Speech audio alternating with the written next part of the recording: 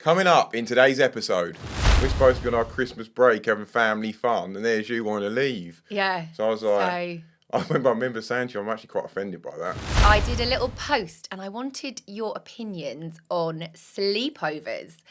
The response was varied, wild, and strong. That's all I can say. We're going to reflect on our own experience of sleepovers, our children's experience of sleepovers, and the opinions and experiences of the people that reached out, which was in their hundreds. We have a code word. When you're pissing me off and I want you to shut the fuck up, I say maracas. Not really anymore. Just tell me to shut up. Oh, I don't see the point. I'm just like, whatever. He doesn't listen to me now anyway. Maracas is done. I need a new word. I need a new strategy. You just to give shut me him up. the look. Welcome to the Fun Dad, Dean and Wife Unfiltered podcast. I am Dean. And I am Sara.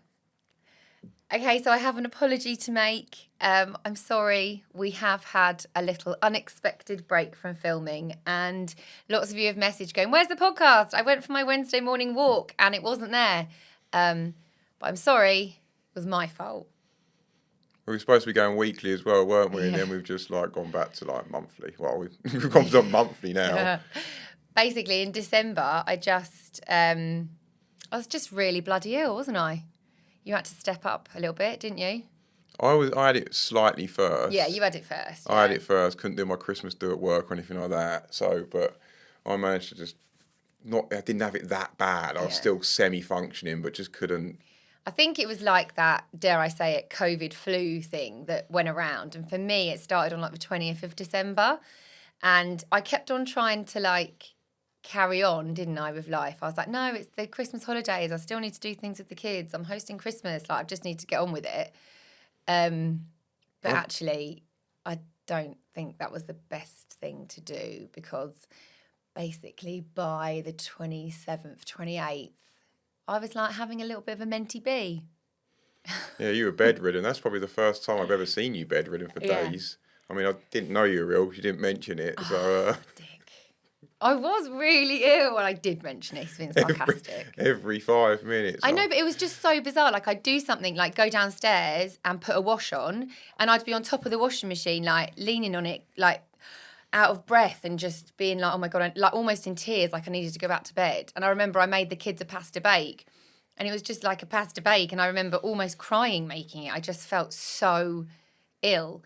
And then I think for me, because especially as well, the last few years I've been so active with walking, getting outside, and obviously over the last year doing my personal trainer twice a week, to be in those four walls of our bedroom. And I don't know if there's any research in this, let me know if you know, but being ill with that COVID flu thing sent me a little bit crazy. Yeah, it's called cabin fever. Yeah, I get it really bad. If I don't leave the house for 2 or 3 days, I get crippling, I wouldn't say depression, but down. You know what I mean? Yeah, it's not a good thing. I think by the 31st and the 1st and the 2nd, I was it's not funny. I can laugh about it now, but at the time it wasn't funny. I was Googling rehabs and stuff. I genuinely was right, I'm not going back to school. I'm going to take 2 weeks, a month off work. I need to sort myself out. I can't do this. And it was really weird to kind of, I don't know, flip that quickly and be that crazy. Yeah, I know. I think to be honest with you, I didn't really know what to do, say, or I found hiding wasn't working either. No, it wasn't. I was saying the wrong thing. Hiding was why are you you know what I mean? Stop! You haven't checked on me for 3 hours. She went to me, you haven't checked on me for 3 hours. I was thinking to myself, fucking hell, Now I'm laughing about it, but at the time it was crazy. I felt the urge to cry then, but I'm not going to. I've done that once before. You get more views if you cry. I'm not crying. I've done it once before on the podcast. I'm not doing it again. But I remember one of the days I just was I just want to get in the car and I'm just going to drive. And I was just going to get in the car and drive myself somewhere and stay there for 2 weeks. Yeah, I got actually well offended because I was fucking hell, I'm putting in so much effort here and you want to drive away and leave us. Yeah. We're supposed to be on our Christmas break having family fun, and there's you wanting to leave. Yeah. So I was I remember saying to you, I'm actually quite offended by that. I know. Just don't say that to me. If you think it, wasn't the best thing to say to me at that point in time, though, when I was in the middle of my menti bee. But yeah, I didn't actually know that could happen. So there you go. But what saved me was we got away, didn't we? You got me out of those 4 walls when I started to feel a little bit better. And we just went away for 2 nights. And I was away from the house and I got outside. We stayed at like a farm and I was outside every day. And I was like, oh my God, this is what I needed. I just needed to be outside with family. Yeah, big up to Fisher's Farm, wasn't it? Yeah, that 2 was good. nights in these posh pods. They were mint. It was freezing cold outside, wasn't it? Yeah, and there hot was in a there. hot tub. Yeah. And it was boiling there, like underfloor heating and all that kind of stuff in there. It was well cosy.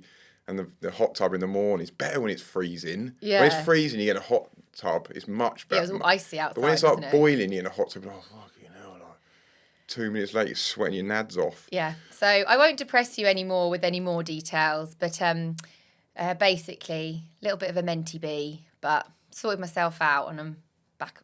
We'll be more consistent going forward, hopefully. No more menti bees, whatever you call it. No more menti bees, menti breakdowns, sorry. Okay. So today on the podcast, you might have seen, if you follow me, if you don't, follow me, then you will see that I did a little post and I wanted your opinions on sleepovers. Now, the response was varied, wild and strong. That's all I can say. We're going to reflect on our own experience of sleepovers, our children's experience of sleepovers, and the opinions and experiences of the people that reached out, which was in their hundreds. You've never had I don't think you've ever had a response like that. You were quite shocked, weren't you? I was really shocked. So I tried to take the time. It took me hours to try and respond to everybody if I could. I'm sorry if I didn't, but like 400 or 500 messages. It was overwhelming, but really interesting. So thank you for sharing that. But I do want to say, just before we start this podcast, if this conversation brings up difficult feelings for you, you are not alone. It's okay to pause, skip, step away from the podcast, or just skip it entirely. Help is available for anyone affected by topics we may cover today. And if you or someone you know has experienced abuse, you might consider reaching out to a trusted person, professional service, such as NSPCC or the Samaritans. Yeah. So let's dig into it, because it seemed to be a very controversial subject and people have very strong opinions on it. Now, I never really thought about it, because I'm going to start off by sharing my experiences of sleepovers as a child. And it was really interesting, actually, because when I did the story, one of the first messages I got was from one of my friends. And she said, "Your sleepovers were the most wild, best memories ever for me." So for one of my friends who was in my circle growing up, that was her immediate response about sleepovers, was that kind of like connection to the past and how much fun we had. All right. So it got me talking then to my mum about the sleepovers that I used to have at my house. I would probably say these sleepovers were from age 11, 12 to age 15. Yeah. They started off with, they were just fun. We just all got together. I remember maybe we were in year 7, year 8. There was always between 5 and 10 of us in my mum's lounge. For context, my mum's got a really big house. I mean, she bought it in like 1992 for 50p, but you know. They didn't have it easier than us, apparently. Yeah, there we go. And anyway, she got a massive house. So we could literally be like downstairs in the lounge doing whatever the hell we wanted and no one would know. We just used to do silly things. Like we watched Gremlins and we would like do roly-polies all over the furniture and just make up dances to Spice Girls, and we were just being really silly. Just be really fucking annoying. No, but they were fun. Like I'd say all those sleepovers we had then were fun. Yeah. However, I remember we were talking to my mum when I got to about 14, 15, and we discovered, I went to an all-girls school, and we discovered boys. We used to do things like sneak boys in through the windows and stuff like that. And then there was times where my mum would like come in to check on us and she'd be talking to us and we'd have like boys under the duvets and she had no idea. And I would be like, that's so bad, isn't it? But one time my mum did discover there were 2 boys there and she put them in the car and drove them home at like 3 o'clock in the morning. Too fucking right. Your house is so big though, she wouldn't hear. That's the thing. Like it's like Daisy couldn't get away with that in our house. It's too small. You can hear everything in our house. It's so tiny. I know. You know what I mean? You literally hear their conversation in our house. So I suppose when I initially, because our eldest has been on sleepovers and our youngest has been on one. She's only 6, by the way, guys, but that was at our caravan. We've never had a huge issue with it, have we? Yeah, but that's obviously because of my direct experience. And mine. And yours, yeah. Like, I've did you have sleepovers as a child? Yeah. Decent experiences with sleepovers, definitely. No issues, enjoyed them. Used to stay around a friend's house all the time from the age of kind of 12, 13, like each other's house each weekend. Yeah. He was my best mate, literally like just, you know what I mean? It was just, yeah. And did your parents know their parents?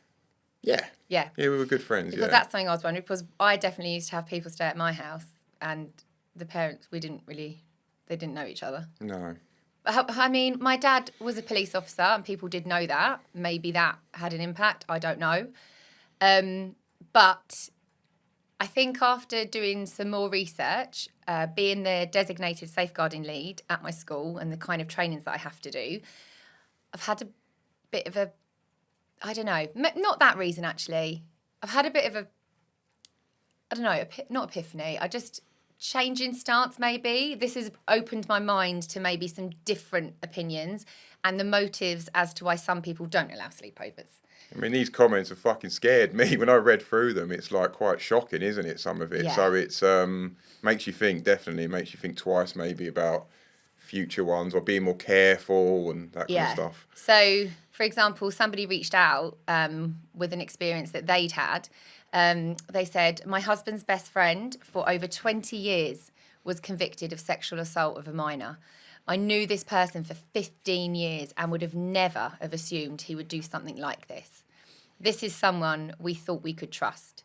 He had children and a family, so it goes to show that you can't trust anyone. Which is such a shame because, like, most people aren't like that. But you've got to be suspicious almost with every single person when you hear stories like that. But that's such a shame because that's not in my nature to be like that to people. No, I know. Like, we've got lots of friends. You'd never want to think of them like that at all. No, God, no. I mean, I think my main motive for no sleepovers, I think because I'm quite a trusting and positive person, I don't like to think like that, which maybe makes me naive, but fine, that makes me naive. My experience of our eldest having sleepovers more recently is just her behaviour the next day. I'm sorry, you might listen to this one day, Daisy, but you're a little twat. Oh, like, honestly, some people, like I remember, like I said, having sleepovers as a child. I'm quite good with lack of sleep, even now as an adult. You think you were? You can't remember how you were. Fucking hell. I don't. My mum hasn't. I had this conversation with my mum. She didn't say anything about me being particularly bad. Maybe we slept. I don't know. Maybe we slept more. I don't know. But her behaviour after a sleepover is really, really bad, to the point where the other week when she'd had a sleepover, I'd said to her, and do you know what? I'd said to her, I'm going to pick you up at 11, Daisy. I'm going to pick you up because you don't sleep and you're a nightmare the next day. And we had plans. We were going to see Wicked 2, the new Wicked, whatever it is, in the cinema. And I said to her, we're going to the cinema tomorrow. I don't want you to be tired. I don't want you to ruin the next day. We've got plans and all that. Anyway, so I could see that she was tired and she was pushing through, whatever. She just randomly in the cinema had a panic attack. Well, she hasn't had a panic attack for a couple of years now, probably, has she? And nothing triggered it. We were literally just sitting in the cinema watching the film.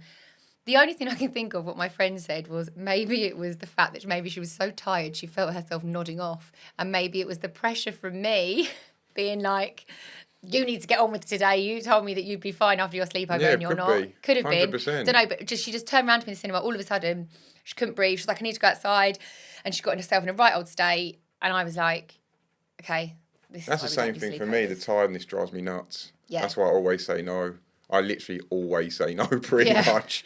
Anyone asks, no. I don't even consider it. Especially now she plays football on a Saturday. Friday night's a no-no. And then she does training on a Monday. And she went for a sleepover one Saturday. Didn't go, didn't hardly have any sleep. Yeah. And it fed into like Monday at training. Like it was like watching a different person. Yeah, because that's the thing as well. I don't think it just affects No, them it the takes next day. days. Especially It takes days. they're obsessed with. I mean, I remember being like obsessed with doing a midnight snack, like just making it till midnight. Kids these days, they're like, nah, they want to do an all-nighter. And want to go also, for it's it. much easier now because they've all got like phones and iPads. Much easier to stay awake. When we were kids, what did we have? Okay. A Game Boy? Like we had fuck Well, all. that's interesting that you've just said that. Okay. Because, about the phones, because for me, I think the phones and tablets is one of the main reasons why I don't want her going, not just on to sleepovers, but other people's houses, out in the park, on the bus, like anything like that. Because I know that we can protect her on her phone, on her tablet, as best we can. However, when she is then out there in the wider world with people who might have different parental controls on their phone, different access to different things, that's what worries me as well. No, definitely. Because- But you can't protect them the whole time. It's No, I so know. difficult. I mean, they're going to get access to this stuff on I other people's know. phones. Like most people in her class have got phones. They're going to get access to it. We just need Yeah. to teach her to use it properly and understand what she's watching and stuff. That's how we need to educate her in that way because... But it's very hard as a child if somebody's showing you something in Oh, your face 100%. to say, I don't Oh, want to no, watch that. 100%. It's one of the main reasons I don't want to do sleepovers as well because I know there's phones about and iPads and they're using it. I'm not saying they're always watching bad stuff. I'm not, but they could lead into that. Yeah. So... Well, somebody else reached out and said, no sleepovers unless with cousins, and even then I'm very wary.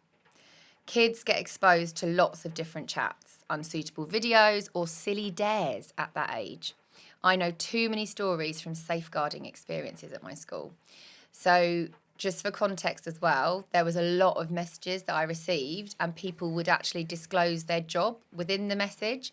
So I think certain jobs like police officers, school teachers, safeguarding leads, social workers. There was a criminal lawyer. I can't remember what type of lawyer she reached out as well. And I think if you have a job like that, you are going to see the worst. Therefore, you will think the worst. Your views are slightly skewed because you see all the worst stuff. So you think it's happening everywhere. But in reality, how many sleepovers are happening at this stuff? Well, I thought like you, Dean. Yeah. I'm just opening it up. I really thought like you. So I did some research because you know I like a bit of research on this show. And when I actually told Dean this statistic, he actually told me to double check it because he didn't believe it. I have triple checked it. And this is a statistic that obviously we were very surprised by. Oh, unbelievable. So according to the NSPCC and research by different charities and policymakers, the actual statistics in the UK are that 1 in 20 children in the UK have been sexually abused by the age of 18. I was flabbergasted. 5 people out of every 100. I was flabbergasted at that fact, but that's the data. And it goes on to say that most abusers are actually known to the child.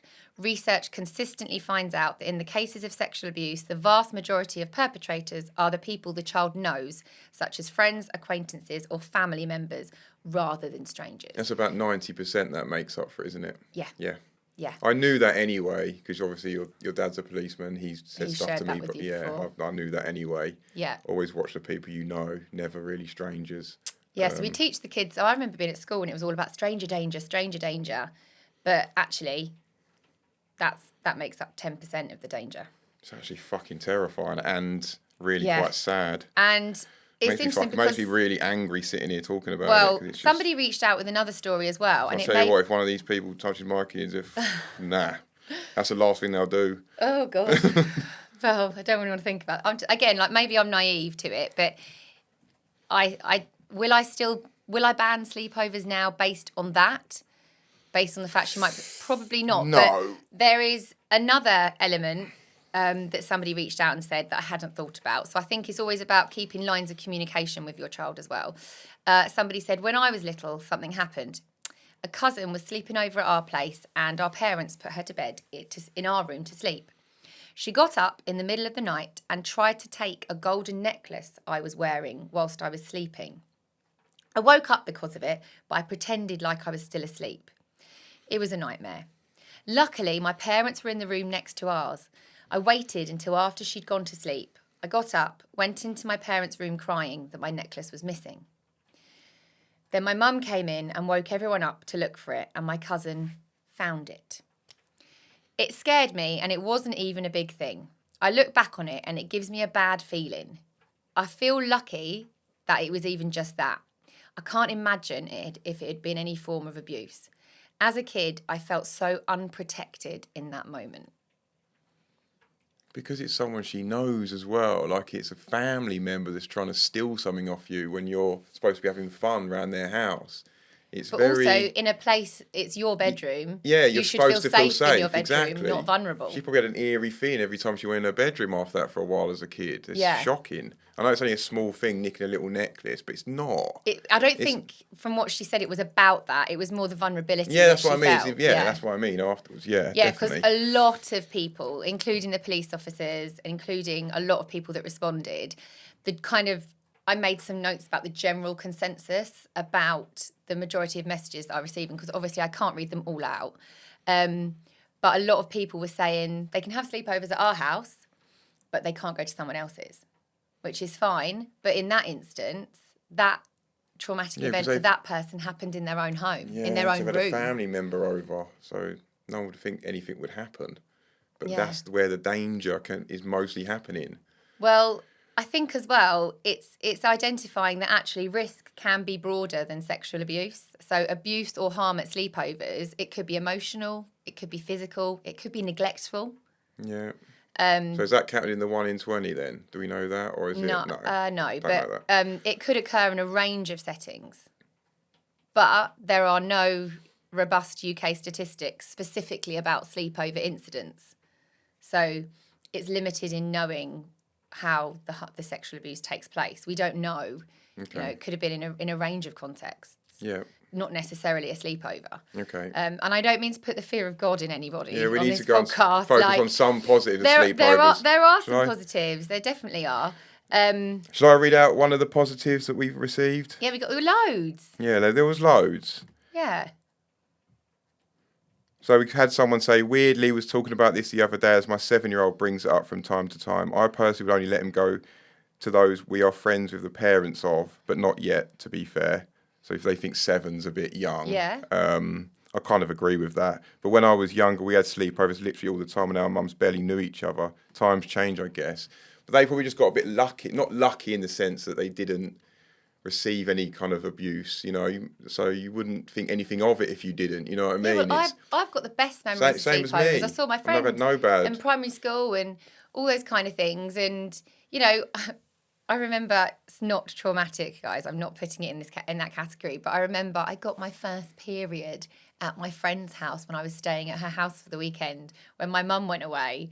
And at the time, it was a little bit like, oh, what's happening to me? I want my mum. And it was a bit traumatic. But her mum I was also really close to, and she was really there for me and really supported me at that time. I shit myself at a sleepover. Oh. So talking about trauma, I've told you this story, remember? I know this story, but I didn't think you would ever share this story on the podcast. I was about 15 as well. I was playing a game called Cricket Captain, unbelievable game, management game on the PC, and I was like, just one more over, and I went to do like a little fart, and it all just came out all down my leg. So I tried to go into the toilet to try and save it, but it was just everywhere. It was past safe, and the worst thing was he had 3 sisters as well, and they were going, what is that smell? There's me in the toilet. So then I chucked my boxers out the window.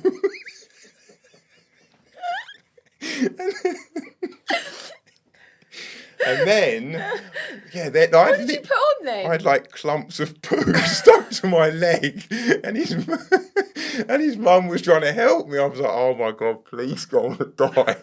And then his sisters were walking around the house with like Lynx bottles spraying.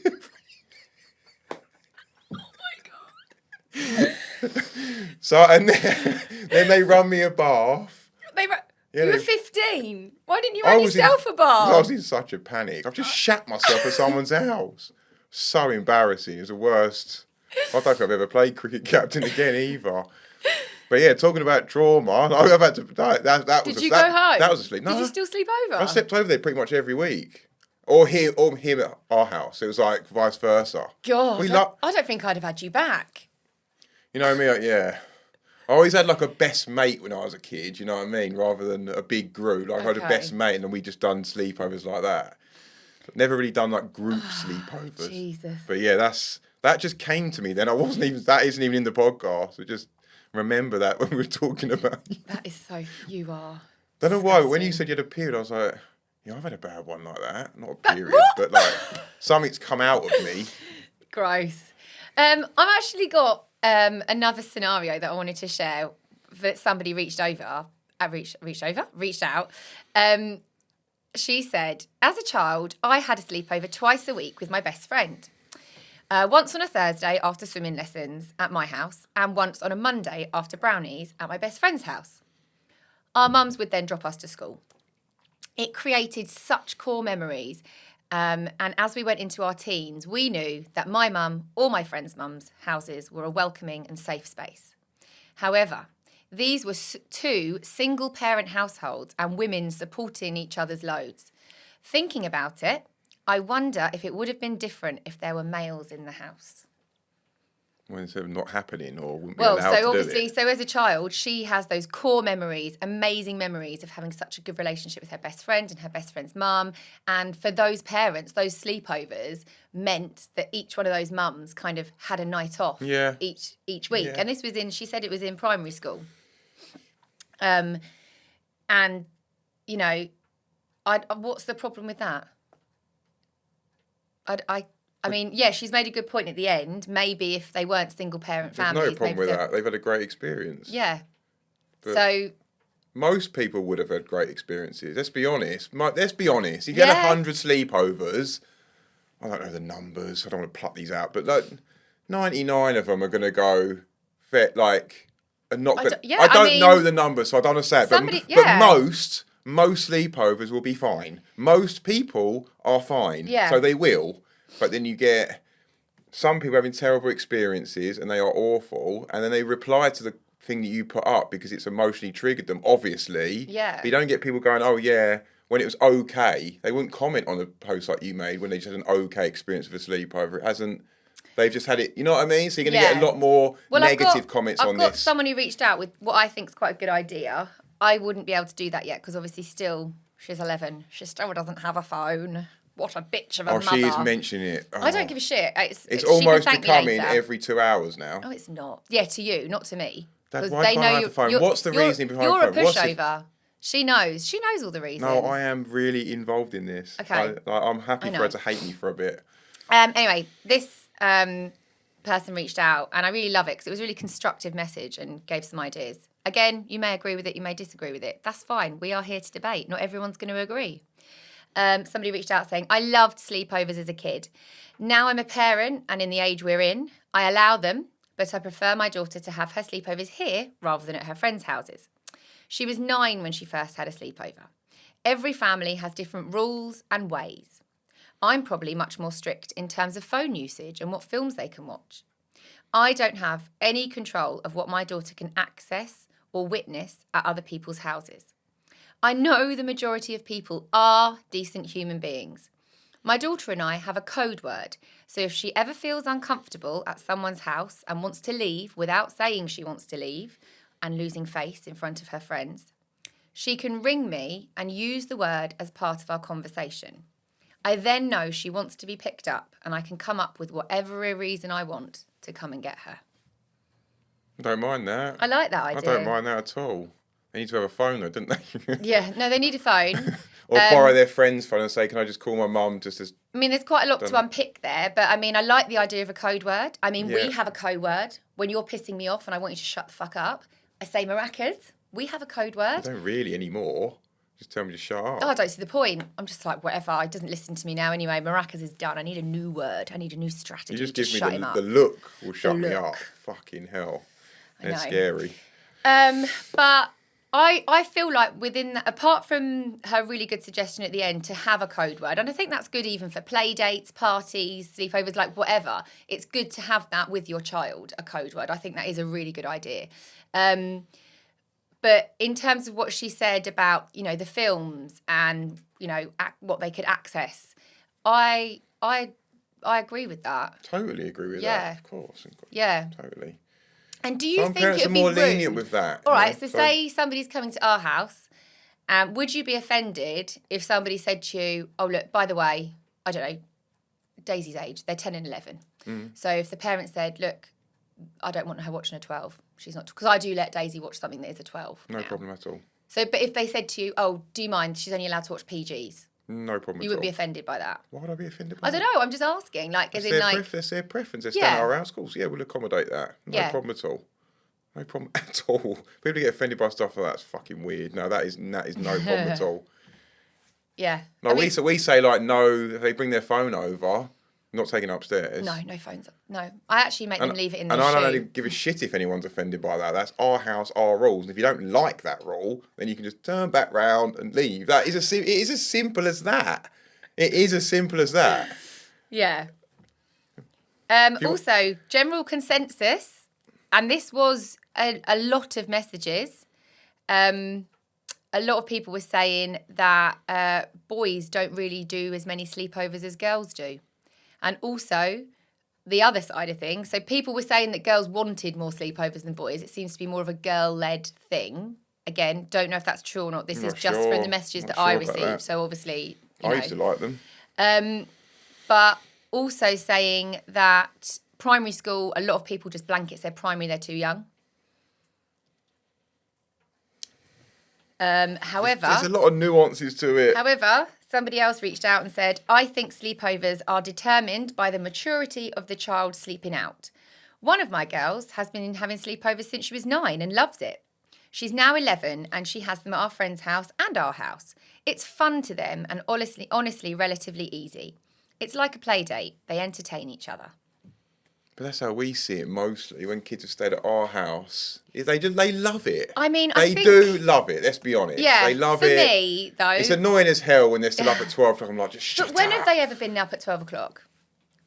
Tell me a sleepover when we've still had the kids up at 12. We haven't had that many, have we? I don't let them up that late. No, but they're giggling late, aren't they? Yeah, but not 10, Not like 11, not yeah. stupidly late, but they're giggling. And you have to keep Well, going back in and going So like. I have my nephew to stay quite a lot. He's like my third child. I love him I wouldn't say unconditionally. that's a sleepover. No, but he does. No, but he does. He's sleeping over. They're cousin sleepovers. He's 4 and our youngest is 6, and they are always asleep by 8:30, 9. I take him up at 8. No, I know I do he him a is, story. but I don't see that. Like, I just. But also when he is staying there, or when any child has ever stayed at our house or at our caravan, I am hyper vigilant, knowing that I have the responsibility of the most important thing to one of my friends in their life. I have that responsibility of their child. And I feel that responsibility deeply. And I get up and I check on them. And I don't sleep properly because I'm worrying about them. And I overthink it because I want that child to feel comfortable and safe in my home. Same. I feel the same. But I don't know, do all parents take that care at a sleepover? Do they, like, for example, I've taken... Not most, I've seen most do, but you get some that just... Yeah, but I've, like, taken children before on residentials when they, are in year 6. I've been teaching for 16 years. We take them on a residential. I go round to every single child on that residential, tuck them in, have a little chat with every single one of them one-on-one to make sure they're okay before they go to bed. And I've been laughed at before for doing that. You're brilliant at that stuff. But I think that's really important. I agree with you. You're brilliant at that stuff. When people stay at our house, you make them feel unbelievably welcome. Almost you can't do too much, but you know what I mean. But most parents aren't like that. Don't have those qualities. Don't have that skill. I don't. Like, I'm good with the kids come over, but I'm not as sort of. It was my job, babe. Yeah, pretty worrying if I was a teacher and I wasn't good with the kids, is it? Okay. Do you want another opinion? Yeah, should we stay with a Okay, well, let's go. So we keep saying that it's I think still our trend. We keep coming back to that. I think we think the best in people. We'll put safeguarding practices in place, such as the code word or such as letting our child know that they're okay at the sleepover. And also, I agree with what a lot of people have said, which is you need to know the adult. You need to know the parents. Like, if Daisy randomly came home and had a new friend at school and was like, oh, I'm going to go around this person's house for sleepover, but absolutely not. I need to know them. I have never allowed that. I would never allow that. However, somebody said it's a big nope from me. I don't see why people would risk their child staying in a stranger's house and the risks that come with that. They may think they know the parents, but do they know all the visitors or family members in that house? It only takes one night, one incident to change that child's life forever, and you can't take it back once it's happened. The thing is, what is the risk? What is the percentage risk? I know we There don't is no know. I statistics know we on don't it. know this, but the kids absolutely love it if it goes well.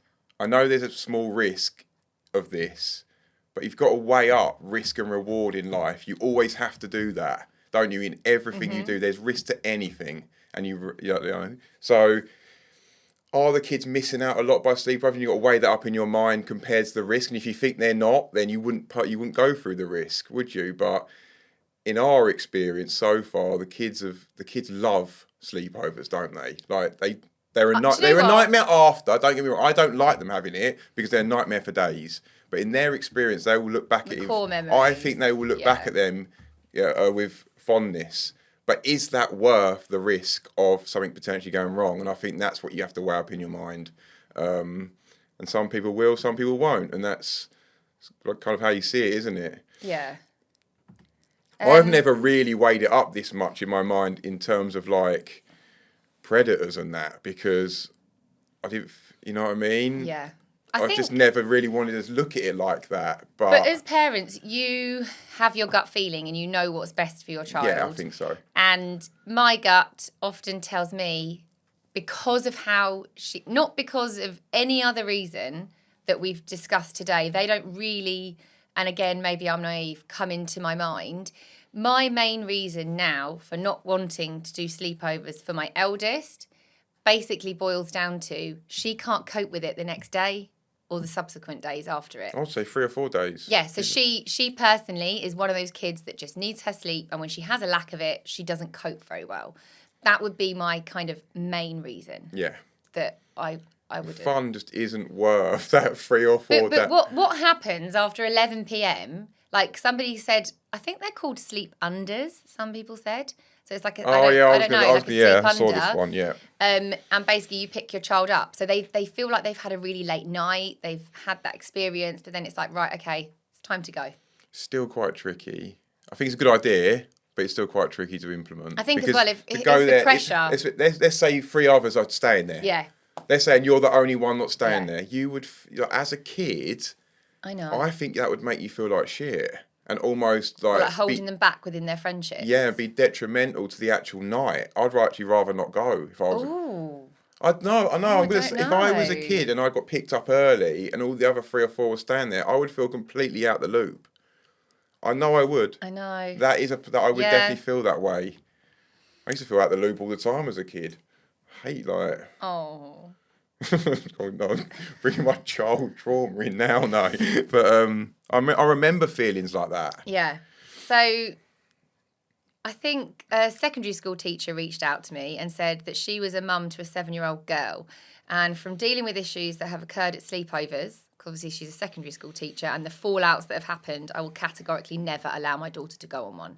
So it's not just about the fact that, yes, they could experience abuse, they could be that 1 in 20 or whatever like that.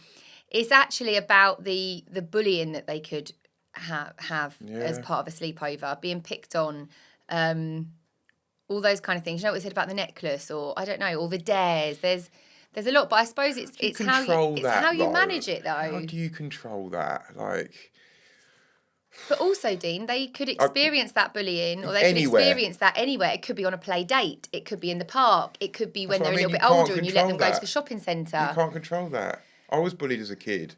My mum and dad didn't know. You didn't tell them, though. Did you? No, because it's embarrassing. You want to fit in. Being bullied means you don't fit in, or you don't feel like you fit in. Oh. I had mates, obviously, but they're like picked on big time at school. Yeah. So Bowlhead, they used to call me. Bowlhead. So I used to have like an elastic band. I thought they called you Beaver. They called me load Beaver. And I shaved it all off, this bowl head, because I got rid of it. And then they started laughing because I was a skinhead. And I was like, I can't fucking win in here. Can't win in this gaff. Walked in and the whole class would piss themselves laughing. So I used to have like this afro that was like you know what I mean? Like, why did you have an afro? it wasn't afro. What are you talking about? It wasn't like, it was like a big sort of elastic band haircut. Remember them? No. Okay, well, I used I to need get to see a picked on. picture of this. No, the one like the big curtains I had, and it was like an elastic band thing.